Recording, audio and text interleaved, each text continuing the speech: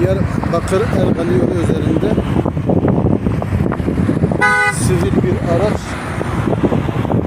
bir motosiklete çarpıp motosikletin ölümüne sebep olmuştur.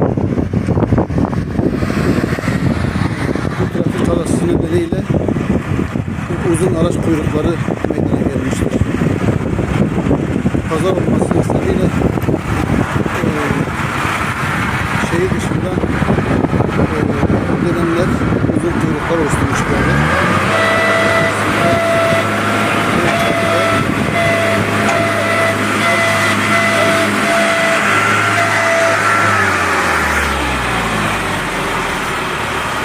Arada hiçbir şey olmamış.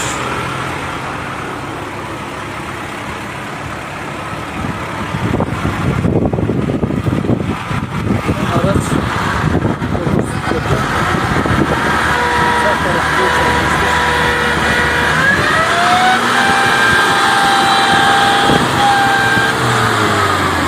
Yol yavaş yavaş araç trafiğine açılmıştır.